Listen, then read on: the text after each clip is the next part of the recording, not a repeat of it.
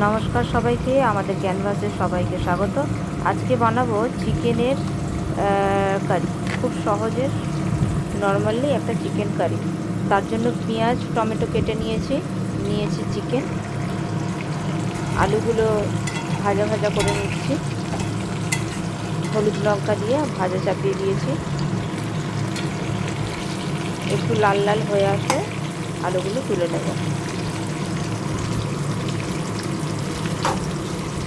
আলুগুলো একটু বড় বড় করে কেটেছি। হয়ে গেছে আলুটা লাল লাল করে ভাজা, এবারে তুলে নেব।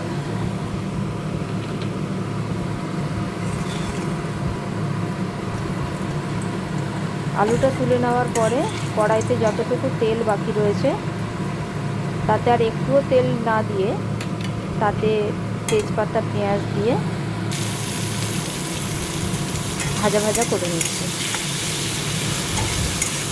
পেঁয়াজটা সামান্য একটু লাল লাল হয়ে এলে তাতে দিয়ে দেব আদা রসুনের পেস্ট। এই চিকেনটা খুব সহজেই হয়ে যায়। এখন রাত্রিবেলা কোনো কী সবজি করব বুঝতে পারছিলাম না, তাই ফ্রিজে চিকেন ছিল, তাই ভাবলাম একটু চিকেনের ঝোলই করে নিই। আদা রসুনের পেস্টটা তো ফ্রিজে কড়াই থাকে, তো আদা রসুন বাটার ঝামেলা নেই, শুধু একটু আলু কেটে নেওয়া, তো এটা খুব তাড়াতাড়ি হয়ে যায়। আর সবজিপাতির দাম বাজারে যা চড়িয়ে বাড়ছে, প্লাস কী সবজি করব, সবাই সবজি পছন্দও করে না, তাই জন্য এই চিকেনের ঝোলটাই সবচেয়ে সহজে এবং তাড়াতাড়ি হয়ে যায়। তা আজকে কোনো চিকেনটাকে কষা করে নয়, বেশ পাতলা করে একটা ঝোল করব। হয়ে গেছে আমাদের পেঁয়াজ রসুন আদা বাটা দিয়ে। এবারে দিয়ে দিচ্ছি গুঁড়ো লঙ্কা, দিয়ে দিলাম শুকনো লঙ্কার গুঁড়ো, হলুদ, নুন, প্রয়োজন মতো স্বাদ মতো নুন দিয়ে নিতে হবে। এবারে এই মশলাটাকে ভালো করে মিক্স করে কষিয়ে নিতে হবে।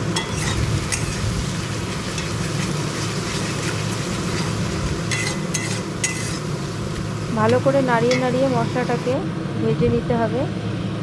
ভাজা হয়ে গেছে, রঙও ছেড়ে দিয়েছে, তেলও ছেড়ে দিয়েছে। এবারে চিকেনটা দিয়ে দিলাম।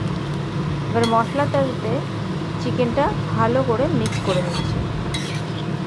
একটু সময় নিয়ে ভালো করে চিকেনটার সাথে মশলাটা মাখিয়ে নিতে হবে।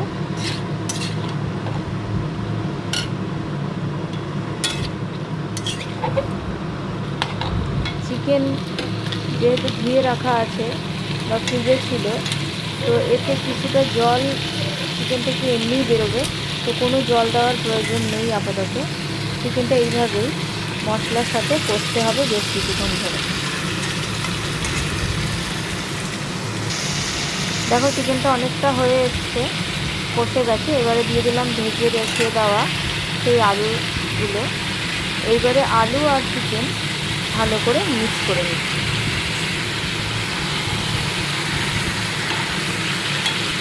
এখনও পর্যন্ত আমি কিন্তু এই চিকেনের রেসিপিটিতে এখনও জল দিইনি।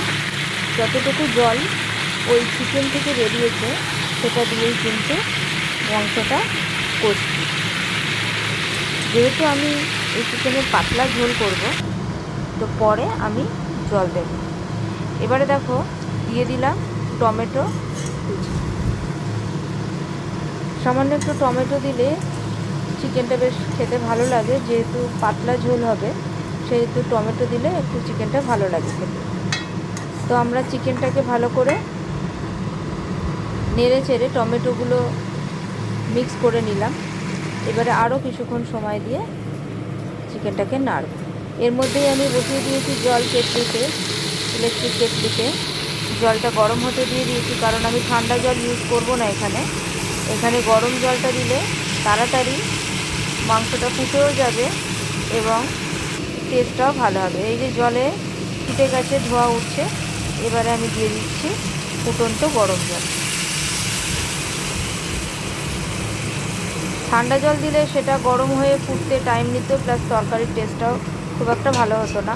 তো এখানে যেহেতু গরম জল দিচ্ছি, আলাদা করে ঠান্ডা জল ফোটার সময় লাগবে না, গরম জলটা অলরেডি ফুটন্ত, তো মাংসের সাথে মিশে গিয়ে সেটা তাড়াতাড়ি রান্নাটা কমপ্লিট হয়ে যাবে।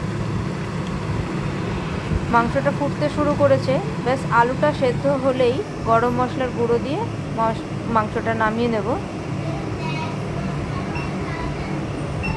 এখানে বন্ধ করে দিলাম আমি চিমনিটা। এবার একটু ঢেকে দিচ্ছি, কারণ এবারে একটু ঢাকতেই হবে, আলুগুলো না হলে সেদ্ধ হবে না। তো একটু ঢাকা খুলে দিয়ে দিলাম।